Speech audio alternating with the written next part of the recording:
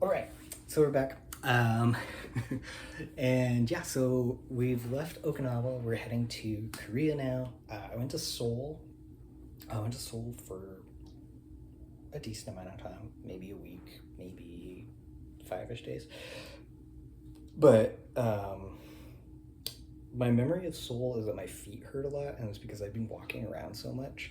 And I was just like, that's my memory of Seoul. It has nothing to do with Seoul itself. Public transportation is fine. You can get cabs and stuff. I just decided to walk and just try to tough it out, and that was like a bad idea. I stayed in Gangnam, which was a lot of fun because of Psy's Oppa Gangnam Style. That's all I could think of when I was staying there was that. There's a really cool library there that I wanted to go to and I didn't. There is a Percenter Arabica in it, or there used to be. There probably still is, but the Starfield Library is this really cool public library that they've arranged in a really interesting way, and I wish I had gone into it, but I didn't. So anyways, what I did instead when I was there was I went to like these royal tombs because there's a park nearby. So I went to the Solong and Jongnyeong royal tombs. I probably pronounced that incorrectly, and I apologize. But yeah, so I went there. That was a really interesting way to start it. That was one of the first sort of, or they were an early, I guess, sort of Korean dynasty family. I went to a bunch of their sort of imperial city stuff and places, which was cool because they like where temples and stuff in Japan tend to be very like flat colors. In Korea, they put all these like intricate brightly colored designs underneath all of the things, and so it just like it catches your eye a little bit more than it does in Japan, which was just really fascinating for me to see and to pick up on. And yeah, Korea was cool, Seoul was cool. I went to like the Korean War Museum when I was there, or I at least walked through it. I went to the Geographical Center of Seoul, which is on top of, is it Mount Namsan? I might be wrong about that, but I went there. There's an observatory tower up there, which was kind of cool.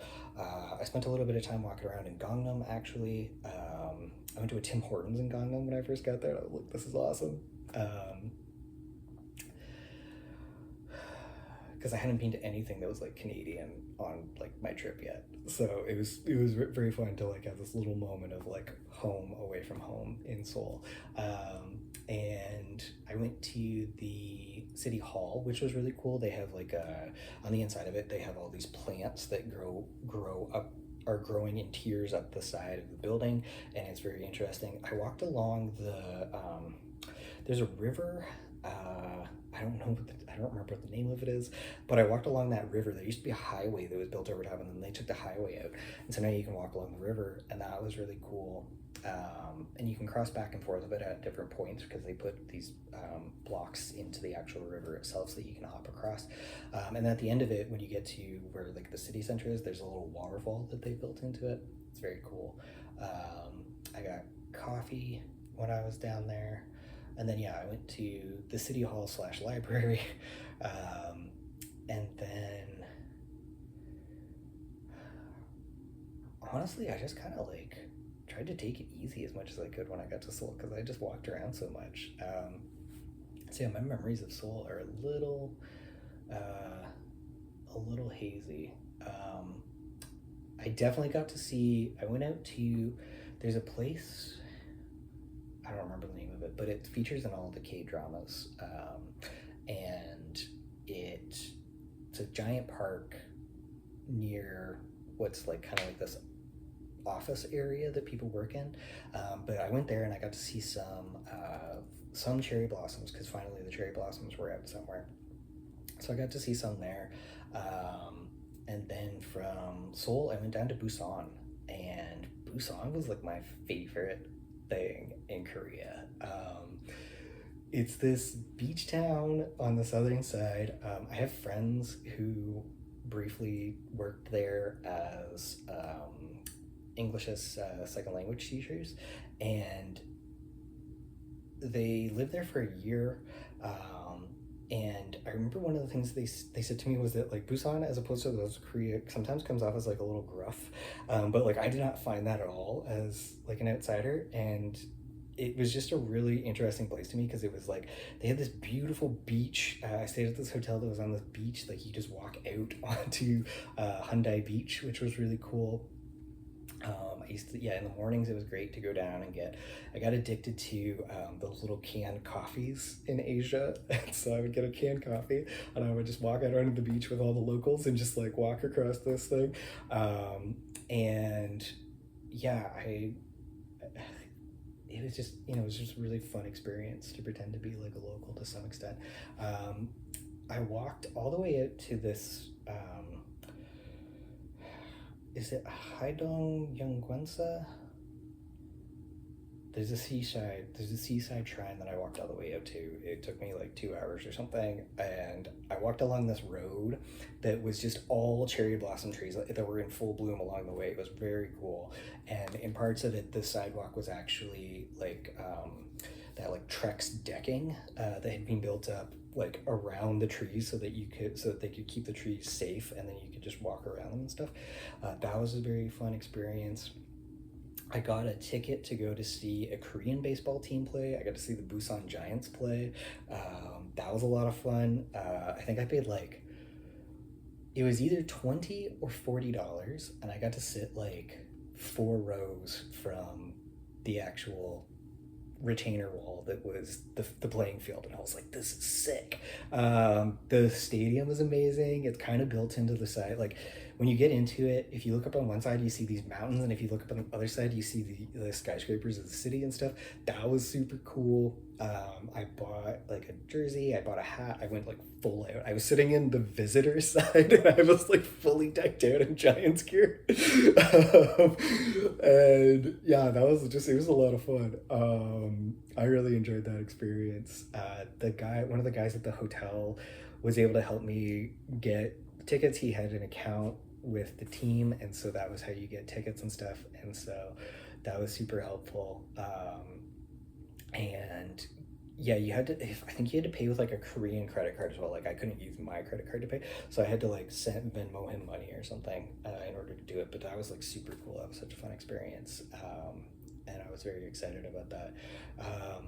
And then I just kind of like took it super easy. I didn't really do much outside of like Hyundai Beach. I just hung out there and just enjoyed being on the beach for a bit. There's a mermaid statue that's there, and there's these 2 other statues that are out in the water that are on these like buoys essentially, that sort of are looking at each other, and they have like a telescope, but yeah, like that was kind of cool just to sit and like stare at for a bit. And then from there I took the train back to Seoul. I stayed in Incheon for a night, and I didn't really do anything because by this point in time I was exhausted. And then I went back to Canada, and I stayed in Vancouver again for like a couple days, and then I went to Montreal, and yeah, that was a very cool experience. And so yeah, I would totally go back. I would go back to South Korea. I think if I go back, I would love to do Jeju Island, and I would definitely do Busan again because it was just really cool to me. But you know, we'll see what happens. So yeah, so then from there, I hung out for a bit in Montreal because I was exhausted. And so from Montreal, where did I go? I went to Newfoundland. I finally went out to Newfoundland. My mom had gone on a trip, so she gave me this traveler's map of Newfoundland. She'd gone on a bus trip, and she'd done like all of it, plus Labrador. And so I had resolved that I was going to go out and I was going to see some of these places in Newfoundland that I had always heard about, and heard mentioned in conversations and stuff about our family, but had never actually been to myself. And so I went from St. John's, which is over here. I went around the island and down took this little road. This isn't on camera. I took this road all the way down to this tiny little town called Burgeo. And Brudio is like isolated from the rest of it. It's amazing. I love it there. Such a cool place. And we'll get into that in a moment. But first off, let's just talk about Newfoundland in general. Newfoundland is awesome. I love it. The people there are great. The climate might not be as nice as you might like, especially if you've been spending a lot of time in Hawaii, but like you get used to it. I also went just before all the tourist stuff opened up, so a lot of the things were closed when I went there, but that didn't stop me from still going around and enjoying things. Newfoundland's really great because, yeah, like you can just sort of disappear places and do whatever the hell you want to do, and nothing, it doesn't matter because there's nobody around. Like there's so many places to just get lost in, which is great. So yeah, I went to St. John's. I started off in St. John's first. I enjoyed walking around St. John's. I went up to Signal Hill. I went to the Rock Museum, the Geological Museum or whatever that's over there. I went to Kitty Vitty, and I went to the rowing house that was out there. Because they have the Royal St. John's Regatta, but they do slightly different rowing than everybody else does. So everybody else does rowing on a sliding seat in their sculls, whereas in Newfoundland at Kitty Vitty, they still do traditional fixed seat rowing. So the seat doesn't move at all. So you have a slightly different technique to how you approach those races. But the sliding seat was actually popularized by, I want to say, an Irish immigrant to Toronto named Ned Hanlon. And so if you go to Hanlon Boat Club in Toronto, that's actually named after him because that's, I think, where he rode out of. But he was the first person to actually popularize using a sliding seat, and he was a shorter person, but he usually won races over much taller and stronger people because he used this sliding seat. So completely changed the sport of rowing. That was a guy from Toronto, or who lived in Toronto. So anyways, yeah, I went to St. John's. I went out to Petty Harbour because I've read Alan Doyle's biographies. I have listened to Great Big Sea most of my life, and so it was really fun to go to Petty Harbour and to get to see the town. I stopped at the park for a little bit and just stared out at the Atlantic as it roared in, enjoying seeing the Atlantic from the other side, because I'd spent some time looking at it from the opposite side, from like Galway Bay west, so it was fun to see it from St. John's east. From there I went and I did a day trip around. My favorite fact about Newfoundland is that there's a city called Dildo in Newfoundland, and that's always funny. People always bring this up and it's a big joke, but what's even funnier is that directly across the bay from Dildo, facing that town, is a town called Spread Eagle. So like, if you want to tell me that like people don't have a sense of humor when they're naming things, that's that to me is a pretty good example of just like a funny coincidence. Maybe not, I don't know. So I had to go out and I had to see these places. I had to see these like signs, and I had to like drive through these little towns. I needed to do this, so I did that, and that was great. But yeah, I went out through Conception Bay and Trinity Bay a little bit. I stopped in at Brigus, which is where a few of the Arctic expeditions set off from at different points in time. So I went to Brigus, I went to Harbour Grace, I went to Carbonear, which was really cool because I believe, if I remember correctly, Daniel Cleary, who used to play for the Belleville Bulls, he played for the Detroit Red Wings, and he was the first Newfoundlander to win the cup with the Detroit Red Wings. So that was kind of fun to drive through his hometown. I went up, and then I went across to Heart's Content, down through Heart's Desire and Heart's Delight, which is a really fun trio of cities to drive through in terms of name. And then I ended up in Dildo, and then I went across on the the gravel sort of road over to Spread Eagle, and that was a lot of fun.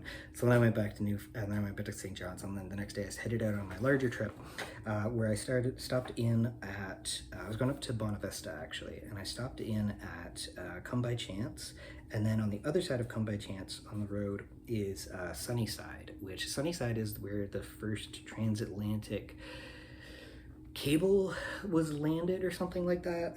So it's kind of like, that's almost like where the internet was born, which is kind of fun. And then from there, I went up through to Clarenville. I stopped, I had lunch, and then I took the road out to, I stayed in a little town near Bonavista, but not actually in Bonavista. It might have been like Amherst Cove or something. Or no, it was Trinity Bay, maybe it's Trinity Bay North. That could be. Anyways, it was like in between everything. So I drove out and I did like a morning trip out to Trinity Bay itself, or I guess it's just Trinity. But I went out there. I went up to Bonavista a few times. I had, you know, dinner and stuff at PK's, which was great. Very good pizza. I went out to Cape Bonavista itself. I saw the lighthouse and things like that. I went to, there's a coffee brewing house out there, or coffee roasters in Bonavista that I went to. I went out to Keels, which is a small town that had just been in, there's a movie that was released in Canada called The King Tide, which you should check out if you're interested, but it's set in, its main filming location was in Keels, Newfoundland. So I went to Keels because I had just seen it on the screen, actually in Montreal before I went to Newfoundland itself. I went along and I continued and just did the entire thing. I went up to Musgrave Town. I went to Bloomfield, which I thought was really fun. There's a Bloomfield there because there's a Bloomfield where I grew up here as well. And then, yeah, I spent like 2 or 3 days out there just, you know, experiencing what was going on. And that was kind of neat. And then I went up through Terra Nova through Glovertown. I stopped in Gambo, which is where Joey Smallwood was born and is from. And he was the first premier of Newfoundland, and he was, of course, the person who drove through the idea of Confederation, voting for Confederation. So I stopped in his hometown. I had coffee there. I saw a statue and stuff. I went up to Gander, and then from Gander I headed north and I went to Twillingate. I actually stayed in Twillingate itself, and I wanted to do the Eyes the By circle. So what I did was I started from Twillingate and I went in and took the ferry across to Fogo, and I saw all of Fogo that you can possibly see because there's only like three roads there, and so I did all of Fogo, and then I went back to the mainland, and then I went back up to Twillingate itself, and then I went down to Morton's Harbor, because the chorus of the song is Fogo, Twillingate, Morton's Harbor. So I decided to visit them in that order because, well, that's the way that it's written in the song. So that's what I did. Twillingate was very cool. I went up to Crowhead, which is sort of the very north end of Twillingate, and I looked out from the lighthouse up there. That was really cool. And when I came back into town, I stopped at, there's a boat building museum, and the guy who runs it happened to be there before it was open, and he gave me a tour of it. We talked about it a little bit, and like the type of boat that they built there, their type of dory is slightly different from the traditional dory that you get in the rest of Newfoundland. Off the top of my head, I don't remember what the differences were. I think it was maybe slightly shorter, and it was maybe slightly shallower, because it wasn't necessarily meant for going out into the Grand Banks. It was more meant for like fishing sort of closer to the coast, because it's up on the north, so to get down to the banks would be a bit of a trek for them. Whereas all the traditional dory, which is from like the southern end of it, is, I want to say it's a little bit deeper and it's maybe a little bit wider so that you can get more fish into it, and it'll actually stay above the water line so that you can get back in. But I could be wrong about that, so there you go. You could just go to the museum in Twillingate and ask them about the differences. They would be happy to tell you. So I went to Twillingate. That was really cool. Twillingate, I think, is also where Down Home magazine is like from, which is a thing that my dad used to subscribe to when we were kids. Anyways, from there, I came across and I drove all the way across the top of Newfoundland, and I ended up in Rocky Harbor because I wanted to go to Grossmore National Park. He was closed when I got there, so I was still able to go out and see Western Brook Pond from the dock, and that was cool. I did some of the other like smaller things to see around there, like arches, and then I did a couple of the trails near Rocky Harbor itself, and then I went out to Tablelands, which is the park nearby as well. And Tablelands is cool because it has a very like moon type atmosphere. It reminded me very much of like Iceland, actually, because there was like no trees, and like the rocks were just like that Iceland, very variegated sort of coloration to them, at least to my eye. So it felt very Icelandic there. Anyways, from there I came down. I stopped in Corner Brook. When I was in Corner Brook, I ran into Captain Cook, Captain James Cook, who had actually been sent at one point in time, or very early on in his career, to survey the coast of Newfoundland. And he had ended up surveying all the way up to like Corner Brook, and then he went back down to Burgeo. That was where he was sort of centered from. And he actually saw an eclipse that happened there on an island that they've built a little structure on top of that's called Eclipse Island. It's the first big island in the harbor, from the main sort of jetty. And yeah, he watched an eclipse there, and I thought that was really cool because like there had just been an eclipse that year, like a month or so before this. So I just thought that was kind of an interesting little tidbit. So I went down and I took the lonely road down to Burgeo, and Burgeo was awesome. Burgeo is sort of like the traditional town that like my family is from when they first got here, or at least around in that area. Red Island is around there as well. So that was really cool. I stayed at this bed and breakfast. I forget the names of the people who ran it, but they were fantastic they were just fantastic people. There was 2 restaurants in town. There was one that was part of another hotel, and there was one that was a standalone restaurant. And the standalone restaurant made the best homemade like fried chicken I've ever had in my entire life. It was so good. Oh goddamn. But yeah, Burgeo is really cool because Burgeo, Farley Mowat used to live in Burgeo. He actually wrote To Kill a Whale there, which is about there was a whale that was washed up in one of the coves near Burgeo, and the locals killed it. And so Farley Mowat wrote To Kill a Whale about that incident, which is kind of interesting. But Farley Mowat was from around Trenton, which is near Prince Edward County. It's like half an hour away. There's a Air Force base there, which is kind of interesting. And then they have a Sandbanks Provincial Park there, which so they have a Sandbanks Provincial Park, and Prince Edward County has a Sandbanks Provincial Park. And I thought both of those were very interesting little tidbits of information to pick up while I was there. I took the ferry across to Ramia one day, which allowed me to get a better sort of look at where Red Island would be. That was a very cool experience. I walked around Ramia, and then came back to Burgeo itself, and yeah, I just really enjoyed that entire time. It was final. Like, it had been kind of cold all the way around, and then by the time I got to Burgeo, it was warmer, so that was really nice. And yeah, I just really enjoyed it. I loved hanging out on the beach there, and yeah, getting to take the ferry was really cool. So anyways, from there, I went back up to Gander. I spent the night in Gander, and then I went back to St. John's. And from St. John's, I flew across to Vancouver again, where I had an interview for a job that I didn't get, but that's okay.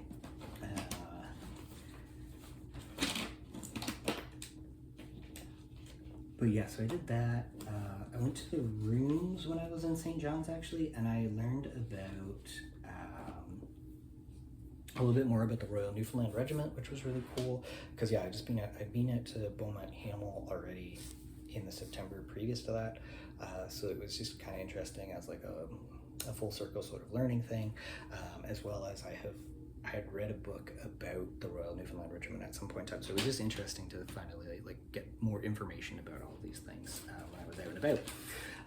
From there, I went to Vancouver, had an interview. I didn't get the job, totally fine. So then I decided to go to Scotland, and I headed off to Scotland, and that was actually a really fascinating experience. Because I got to drive a car on the other side of the car on the other side of the road to what you would normally drive it in most parts of the world that I had been in up to this point. Because yeah, driving a car in Italy, it's standard as same as North America. Driving a car in France, standard, same as the rest of North America. Everywhere else that I've been was like North America or like Hawaii, and so yeah, all of that was like the same thing. And I tried to rent a car in Korea, which would have also been the same, but I didn't get the opportunity to, and then I didn't try to do so in Japan because I didn't have an international driver's license yet. But I got an international driver's license before I went to Newfoundland, actually, and that's why I went to Scotland, and I went to Glasgow. I really liked Glasgow. Glasgow was awesome. It's supposed to have this very, like, I don't know, hard-nosed, like, working class reputation. My dad spent some time growing up nearby. From what I understand, it's more likely that he was in Kilbride than he was in Dumbarton, but yeah, so he'd grown up partly around there, and so my understanding of it was that it's this very rough and tumble sort of working class city, but like when I went there and visited, I did not get that vibe at all. But that could also be because I was just a tourist, so there you go. But yeah, like I loved Glasgow. I thought it was really cool. I went out to, if you like Indian food, there's a place, if you like Indian food, and specifically if you like, I want to say it's called tikka masala. Tikka masala. That was like invented there. There's a Sheesh Mahal, I think is the name of the restaurant. They actually created the idea of tikka masala. So it was born in Glasgow, and I actually had it at that restaurant. It was fantastic, very good stuff. But yeah, from Glasgow, I spent a few days there. I went out and I saw both Rangers and Celtic Parks. That was a lot of fun, because that's like the football rivalry in like the world, if not definitely Scotland, but like potentially the world. And it just sort of like splits the city, and traditionally I guess it split it more so along religious lines, but yeah, like that's just a fascinating rivalry. I went out to Kelvingrove, where I went to Sheesh Mahal, obviously. I went and saw the Wellington statue, which is kind of famous because people just like always put a traffic cone on his head, and all the rest of it. I took the train, actually. I went into Ayr one morning because I knew in Ayr that there were some graves for the Royal Newfoundland Regiment that were there, because on a couple of their respites from the front, they were actually sent to Ayr, which is where they stayed. And unfortunately, a few men died of injuries and also like training accidents and all that stuff. So they're actually in Ayr. But Ayr is also the hometown of Scottish poet Robbie Burns. And so I went through Robbie Burns's traditional home, from like the cottage that he grew up, down this little like walking path to the like little collection of buildings that would have been sort of the main area that he would have known. Like one of the couple of the poems that he wrote, like Tam O'Shanter, is actually set in the graveyard of one of the churches, and then you just walk, you walk for like 10 minutes and you get to the bridge that's Brigadoon, and then that's the bridge that you get across, and if you get across it, then the witches can't like come after you because it's water and they came across water and all the rest of the stuff. So that was really cool to get to do those walks and then go to the actual museum and stuff like that. And yeah, that was just a really fun trip. And then I went back to Glasgow. From Glasgow, I rented a car and I went up to Loch Lomond. Loch Lomond? Oh my god, I sound French pronunciation as opposed to, actual English pronunciation. And so I went there, I drove up the side of it. That was a really cool road to get to learn how to drive in the opposite side of the car and the opposite side of the road because like, as you're driving, going north, there's this massive rock wall on this side of you. And then the other side is like all the other cars coming south towards you. And they're all sometimes cutting into your lane and you don't really have any space to move over. So yeah, that was just a really fun experience. That was a really good way to learn how to drive like that. So I did a bunch of the Loch Lomond stuff and then I went across to Oban. And Oban was really cool because yeah, Oban is where I started to pick up more of the trail of Columba. St. Columba, which I didn't intentionally mean to do this. It just happened that I started to stumble across all these places. And that's because St. Columba was technically from Derry over here in Northern Ireland, or I guess Londonderry, depending on how you want to classify it. But he was from there originally, and this was all part of what used to be a kingdom called Dalriada, something like that. Anyways, he traveled within that area, that kingdom essentially, and proselytized to people. So I stayed in Oban for a few days. I took the ferry across to the Isle of Mull. I went to Cregnear, and I went to this little pub in Cregnear, and I had a 0% beer, which I thought was fascinating because it was this like tiny pub that had like 5 seats, and I was just surprised that they had 0% beer there. And then I took the ferry back to Oban. I was there. Was that the day? Yeah, I think I was there on the day of the D-Day anniversary. So that was kind of fascinating to see because the entire town just stopped. Everything stopped. Cars stopped. People stopped walking. Just everything just stood still for that time. It was really fascinating. And yeah, Oban was interesting. Very like hilly sort of town. So you get used to going up and down a lot. Which is fine, it's good exercise. But from Oban, I then went up to Ben Nevis, which is the highest, I think it's the tallest mountain in the UK. And so I climbed up to the top of that, which was like fine, but it was really dumb because I didn't eat before I started. I just literally woke up and got on the road and had like a coffee on the way and then decided to climb the side of this mountain. And I got about 3/4 of the way up and I started to like feel like I was gonna faint, and luckily there were some other guys who were climbing who happened to have some chocolate bars, and I was able to like shove enough chocolate into me to get me up to the top, and like completely destroyed my shoes. My New Balances were like destroyed in this effort because like you get up to the top and it's snow, it's mud and all the rest of it.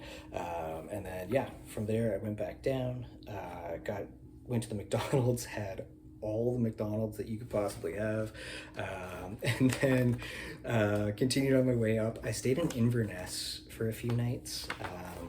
I didn't really tour the town of Inverness itself, but I spent more of my time just on Loch Ness. And so Loch Ness is apparently St. Columba encountered the Loch Ness Monster at some point in time there, and like drove it away from people that it was trying to attack or something. Interesting stories abound, but they have a Loch Ness Monster Center that I went to that was actually really cool to learn about folklore and mythology of like all these creatures in Scotland and stuff. I went to Fort Augustus. I went to near Drumnadrochit. I stopped at a playing field and I watched some people play shinty because when I was in Dublin I'd gone to Croke Park and we were talking about different sort of Gaelic versions of like, I don't think they call it shinty, they call it something else, and I can't remember what the name of it is, but like there's slight variations in this game. It's almost the same thing, but it's different, and it's almost like field hockey, but it's not field hockey. Anyways, it was very cool to see like people actually playing something like this, so that was sweet. And then from there, I went over to the Isle of Skye. I was staying in Kyleakin. Is it Kyleakin? I think so. And from there, I like went up. I went up pretty much every part of Skye. I saw every part of Skye you can possibly see. I found like the dinosaur footprint out on one of the beaches one day. It was like pouring rain. That day I got soaked. I went to the Old Man of Storr, I think is the name of it. And it's this rock formation that just sort of juts out on its own. It looks like almost looks like a thumb pointing up out on its own, and you can climb up to the side of this thing and walk around it. It hailed on me while that was happening. And then I went to a bunch of these, like, I went to the Fairy Glen, which was this other sort of like natural rock mountain hill thing that you can climb up into to the very top of the Fairy Glen. So that was cool, and look around. They have a stone circle at the bottom of it that was really neat. I went to a bunch of the other fairy sites. There's like a fairy bridge. There's a place called Waternish. Dunvegan Castle has a fairy flag that's there. And there was something else. There's something else that I went to, and I can't remember what it was at this point in time. I went to Talisker Bay, and I hiked out to Talisker Bay. That was kind of neat. Oh, and then I went to the fairy pools. So the fairy pools are in what is called, I think it might be the Isle of Slaughter, or that might just be the name of a painting that somebody made of this area. Might not be the actual name. Anyways, I went out there. All this stuff was cool. The thing I loved about driving on the Isle of Skye is that for the most part, all of the roads are just a single lane road, and they just have these, like, every once in a while they have like a pull-off area. So it's like if you're driving along, you're the only car on the road, and if somebody's coming towards you, there will be pull-off areas eventually along the road where you can both pull over to get by each other and then continue on your ways. It's really fascinating as like a way of like putting roads in. But yeah, I love that. Driving around there was really cool. Yeah, Portree was cool. And then I came back down in through, I went through the Cairngorms National Park on the way back down to Edinburgh, and I stopped in at,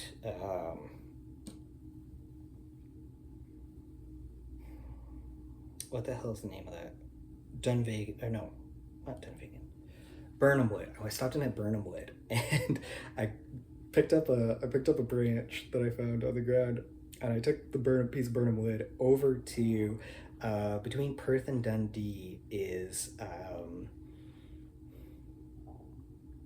it Dunsinane? Dunsinane Hill. That's where the castle in Macbeth is, and you can climb up to the top of it, and there's a cairn there now.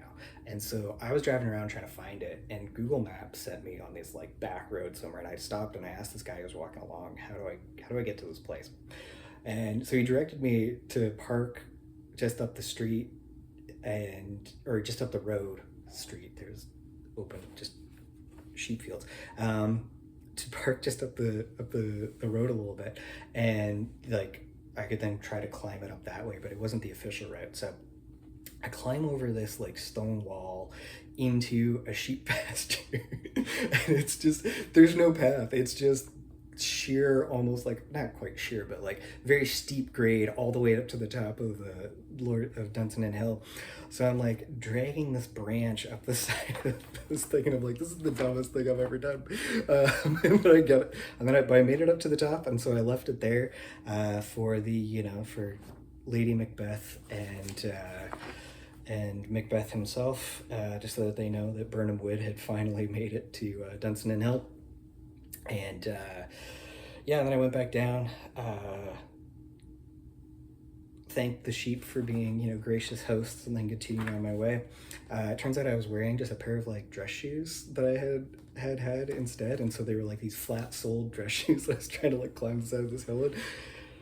The dumb things you do when you're out. Anyways, from there I went into Perth, the town of Perth, and Perth, I don't think it might be Perth, or it might be there's like a small town beside it, but that's where the seat of Scone is. That is the royal stone that traditionally Scottish kings were seated on, and subsequently it was, after the English took it over, it's been used in every coronation of the monarch of the UK. And so I went in, it was the end of the day, and I walked in, and I was the only person there who wanted to see it. And so I got a private viewing of the Seat of Scone, which is cool, but you couldn't take any pictures of it. So it was just me and like the guide standing in this room, and I'm just like asking him questions about it that he maybe weren't the brightest questions to have asked, but whatever. And then I went upstairs and I saw they had a exhibit on about unicorns, which was really cool. That's the national animal of Scotland. And then I went down to, is it Falkirk or is it Stirling? It's one of the two, but that's where the Kelpies are. I saw the Kelpies, so that was actually kind of cool on the way back. And then I got into Edinburgh, and I dropped the car off, and then I spent the rest of the time in Edinburgh just enjoying myself. I went to a bar called The Festival, which was a lot of fun because I was listening to a lot of Mac Miller at the time, because one of his albums starts with a song called Inner Outer on it, and the subway system in Glasgow is actually the Inner Outer line. It's a ring subway, and they have an inner and an outer line. I thought that was a lot of fun. And then Edinburgh, there was a bar called The Festival that was there. I went to the Gilly Doo, which is, he is kind of like a fairy, but he's also like maybe like a darker sort of elf kind of guy traditionally. I went to that place. That was kind of interesting. I got to go to the actual the actual like Scottish National Museum or whatever, and I got to see I got to see this painting. This is Monarch of the Glen, and that painting is actually what was in, I want to say it's Culzean Castle. It used to be stored in Culzean Castle near Ayr, which is where the Royal Newfoundland Regiment were stationed. And so they would have, during World War One, I think they would have actually gotten to see this thing up close while they were stationed there on their time away from their trenches in France. So I actually got to go see that in Edinburgh when I was there. So that was kind of cool to get to go see. And then, yeah, I did a bunch of other stuff in Edinburgh. But by that time, I was just like, I was again like kind of tired from all of this like walking around and climbing and driving and all the rest of it. So like I just wanted to kind of take it easy. So from Edinburgh, I took the train down to London because I wanted to go back to London again. And what else do I have here? What are the treasures? Can I show you? Ooh, I went to Eilean Donan Castle. This is the castle from Highlander. There can only be one, and this is the one castle from Highlander, so I went to this. This was awesome. Yeah, this was like a ton of fun to go visit. It's like super small, but if you've ever seen the first Highlander film, this is the location that they use as his home castle. Yeah, so I went there. That was a ton of fun. I was talking to you about the fairy flag from Dunvegan, and that's this thing. And apparently it was enchanted by like fairies or something. And if the family that controlled it, I think, are they the MacLeods or are they somebody? Yeah, I think they're the MacLeods. And the family that controlled it, if they ever like unfurled it in battle or something, it was supposed to like guarantee them victory or something like that. It's pretty interesting. And yeah, so that was like a lot of fun to go do and see. And then yeah, I went down to London again. And what is this? Yeah, this is a map of Edinburgh. Yeah, I mostly when I was in Edinburgh, I just did the Royal Mile. I just stayed in there. I went up to King Arthur's Seat one day, which is in Holyrood Park.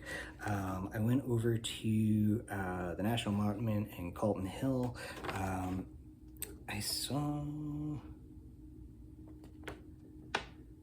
I went to the Scottish National Gallery. I didn't go to Edinburgh Castle. I walked by Edinburgh Castle, but I didn't actually go in it. Mostly because it wasn't like super open. I went to St. Giles's, and then I went over here somewhere. I think maybe it was over here. or it was over here. It was somewhere just slightly off this map, but it was a really cool area. It was a really neat little place that they had some pretty cool stuff going on. I don't think it was, no, it was, yeah, it was Stockbridge, and then I went to Deanbridge. Yeah, I went from Stockbridge down to Deanbridge, that's what I did. Yeah, it was a really cool little place to visit.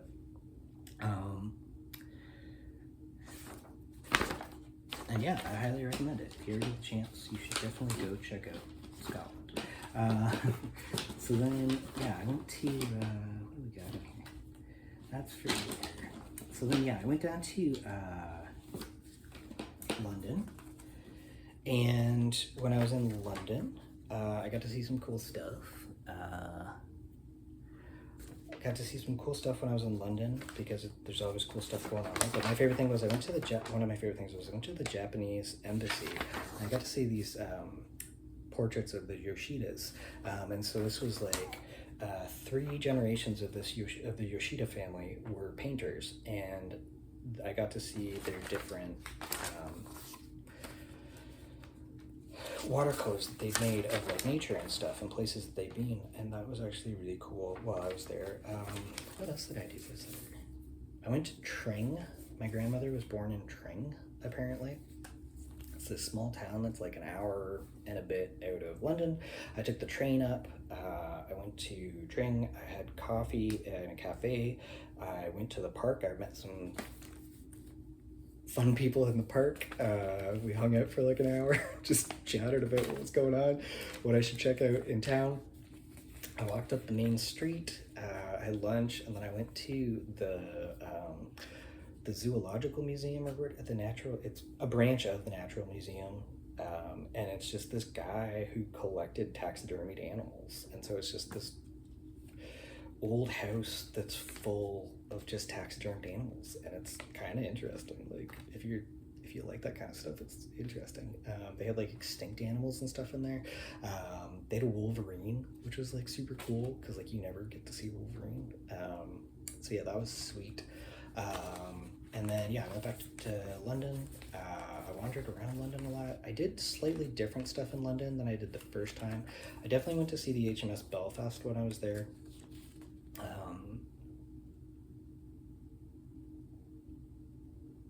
I'm just trying to think if there's anything super unique that I did. I went to Canada House again, and Canada House actually had a really cool exhibit on fashion designers from the Yukon who happen to be Indigenous, and it was all beadwork mostly that was done on stuff. So like instead of like this being stitched, it would have been like beadwork. And the thing that caught my eye about it was there was a vest that somebody had made that had a Montreal Canadiens logo on it. I thought that was super cool. It was Carey Price's number on it or something. That was super cool. That was what like drew me in, because I was like, yeah, like if I'm in London, I try to stop by Canada House because there's always something interesting going on there. There's also the Canada Pacific former headquarters in London is there as part of, is it Trafalgar Square or is it Nelson Square? But yeah, that's there. The National Gallery is there. It's the big art museum is there. But yeah, all that stuff is there. All of that stuff is really cool to see. I went to 221B Baker Street finally, which is not actually 221B Baker Street. That address technically doesn't exist. That's across the street. It's part of a bank building, which took like 218 through 222 or something of the street. So 221B technically doesn't exist, but they made a museum across the street that approximates what Sherlock Holmes's house might have looked like if it was real. And they have all these letters inside of it that people have written into Sherlock Holmes, and they used to get delivered to the bank actually across the street, and the bank just like filed them away and was like, yep, these are the thing that we're keeping now. And I think that's super fun that they did that, because yeah, you can like flip through this giant book of all this stuff that people have written into this fictional character about like, hey, way to go on like solving this case and like all the rest of that stuff. So yeah, that's just kind of fun to like see. And yeah, so I did all of that stuff. And then, yeah, I was in London. Did I do anything else when I was in London that time? I did not. I did not really plan out these trips all that well. I just kind of went when I had the time and when it felt right to go. And so, like, a lot of times I would be bouncing from Europe to Asia to North America to back to like Europe or something. And it was just, if I had thought it out, I would have just done all of Europe at once, all of Asia at once, all of North America at once. But I didn't really plan it out that way. I just kind of did stuff as it came up to me, and that was probably also why it felt very exhausting a lot of the time. But yeah, that was really cool. From there, I then decided to go to, France again. I wanted to go to St. Malo. St. Malo is this town that is on the north coast of France. It is near the Channel Islands. It is in a part of France that's Bretagne. And it's a pirate city. It's the city of Corsairs. It's this, it's got this traditional walled city that is the main part of it, and then the rest of the city is sort of grown up around it. There's all these like tidal beaches around it, and then there's like these little islands that you can go visit. And then of course from there, it's very easy to get to the Channel Islands that are part of the UK. And so I went there. And I flew to Paris from London. I rented a car. I drove up to Juno Beach. I saw Juno Beach. I walked around the town. I walked along the beach. I went to the Juno Beach Center. I learned a lot about Canada's war efforts in World War II. And from there, I went across to St. Malo. While I was staying in St. Malo, I went and did a day trip to Mont Saint-Michel, which is the tidal island that has like a castle on it, essentially. But it's really a church. It's a monastery location, but it's like a fortified one. It's very cool to go see and walk around in. But yeah, really, St. Malo was the best. I stayed in this hotel that I stayed in this hotel that was like over here somewhere, and it looked out over the beach. So my room looked just out onto the water, and it was really great.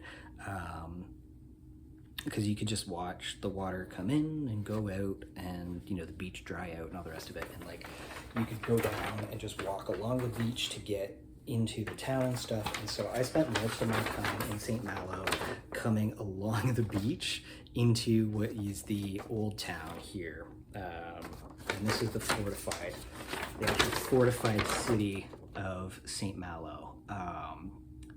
It's entirely traditional, and that was really cool. What was really neat about it is on the north side of it, there's a park that's called Maison du Québec, and there is a province of Quebec, I want to say like, it's not a tourist center, it's more of like a cultural center, because near St. Malo is where Jacques Cartier was born. And Jacques Cartier is recognized as being the discoverer of, Quebec. And so Maison du Québec is this park, and the province of Quebec has a little house that they maintain there, that like, I didn't do this, but you can go watch like movies. They have a movie night and stuff that you can go to learn more about like Quebec City, like Quebec culture in France, which I thought was really cool. Also in the city itself, there is a museum that at first I thought was really interesting, because it was called it was about the Terre Nuevas, and I was like, oh, that's about Newfoundland. Okay, what was this about the Newfoundlanders? And I thought it was going to be about people from St. Malo who may have emigrated to Newfoundland, but it was actually about the offshore fishing fleets, which used to set out from here, especially in the 1950s. This was a big thing, and even into, like, I want to say like the 70s and 80s, before it died out, because the offshore fishing industry actually helped to kill the Newfoundland fish, the onshore fishing industry. due to overfishing and all the rest of it. And so I didn't know that before I went. I just saw the name and was like, oh, that'll be interesting to go see. So that was a thing. But my favorite part of Old Town is the Cathedral Saint Vincent, and this thing is wild. Let me show you why this is wild. That's the map. Yeah, so this is Cathedral Saint Vincent in St. Malo. This is the interior of it. It's just like all this like purple light from the stained glass that they used, but like it gets really intense. Like they have these like paintings that they've redone in it. I don't think they're in this, but it gets like very like, if you're familiar at all with what Warhammer 40k is, like the art in here like branches out from like Warhammer 40k sort of Catholicism into like high fantasy, like Lord of the Rings style art, like fantasy stuff, like, and it's all depictions of like Catholic imagery. It's really, really interesting. St. Malo was, of course,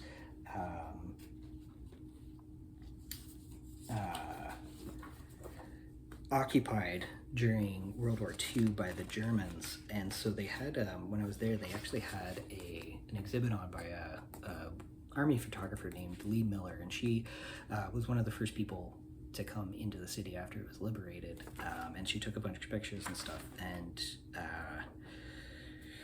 yeah, that was a cool exhibit that was on when I was there. One of the islands that are just in the harbor sort of area is where the French writer Chateaubriand is buried, and so if this is the old town, these are the little islands, and they're tidal islands, so you can actually walk out to them when the tide goes down. And the closer one is where is that where Chateaubriand is? Yeah, Chateaubriand is on this one. And he was a French writer who, when he died, he just wanted to be put on the seashore so that he could look out over the ocean for the rest of eternity. And that's where he is. And so, yeah, that was actually kind of cool to see. And then I went from there. I said I did go over to Mont Saint Michel, which is this guy. It's like a couple hour drive away, but that's really cool to see. And I also got to go to, I rented a bike and I did a day trip and a day excursion over to the Channel Islands. And so in the UK, in the actual UK, but also in the British Isles, I have been to everything except for the Isle of Man. The Isle of Man, much like the Channel Islands, is, I'm gonna get the name of it wrong, but like they look after themselves. So they're self-governed sort of islands. They're part of the ultimate UK, but they're not part of like the rest of the government structure. And so, yeah, they're kind of independent in that sense, but yeah, the Channel Islands are very cool because they're like super British, but they have all these like French names in them. And so you get all this like really interesting mix of like language and stuff going on. But it's like it's a 3 hour, it is a 3-ish hour ferry ride from St. Malo to get out to these things. Yeah, so I went out to Guernsey. This was the main island that I wanted to get to. I was gonna go, so I rented a bike and I got to St. Peter Port, which is here. This is where the ferry lets you off. And in St. Peter Port, it's like, there's a couple places that are flat, and then the rest of it's all like a big hill. And I ended up staying, do I remember where I stayed? Yeah, I stayed here. I think I stayed at the Duke of Normandy, I think. Could be wrong, but it was somewhere over there. And then, so I wandered around the town for the night, but I also, because I had the bike, decided to go across the island. So I went from St. Peter Port out this way, which was actually a pretty decent route. Was that where I went? No, I went here. I went Grand Havre Bay. Grand Havre Bay. So yeah, you come across and then you take this route out and then you come over here. So I went here, and this was actually a pretty decent bike route. It was, you know, kind of uphill and then downhill, and that was fun. I was totally okay with that at this point in time. But yeah, I went out to Grand Havre Bay and just chilled, just, you know, hung out, watched the water come in, and then went back into town, walked around town a bit, saw the sights to see and stuff, learned that General Isaac Brock, who died at in Niagara during the War of 1812, he was born there. He was from this island. He's from St. Peter Port. So that was kind of an interesting little connection with Canadian history to run into there. And then on the way back in, I went to Jersey, which is the other main island that you can visit. So I went to Jersey. They let you off in the main town of Jersey, which, what the heck is the name of it?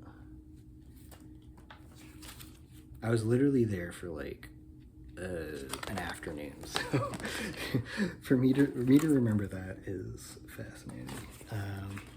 Me to need to remember that, isn't it? Saint Helier. Saint Helier. Here's the story. So yeah, so I went to Saint Helier, which is there. And then from Saint Helier, I decided, okay, well, I'm here for the afternoon, so I decided to bike all the way across along the Crescent Beach out to St. Brelade Bay. Yeah, St. Brelade's Bay. And when I got there, which this will just make more sense. So from St. Helier, I went across the giant beach, up this like awkward hill to this other little beach that was St. Brelade Bay. And St. Brelade Bay, or Brelade or whatever, doesn't matter, is where the Terra Nuevas also used to meet up before they went across on their voyage. So it was just all these like weird intersections of, yeah, all these people ended up in Canada somehow. So that was kind of cool. From there, I then went back to Paris, and I had the bright idea that I didn't want to come home yet, so I was gonna go to Hong Kong. And I flew from Paris. I drove like 6 hours or something straight to get back to Paris. I dropped the car off, I got food, I got on the plane, and then I flew to Doha. Doha was cool, though I only got to see the airport, but the airport in Doha was really cool because they had this like indoor jungle that you could walk through as part of the airport. It like blew my mind. That was a lot of fun. And then I flew from Doha to Hong Kong. And then I spent the entire day after I got to Hong Kong sleeping because it was exhausting. And so I will come back to you with that story in a moment.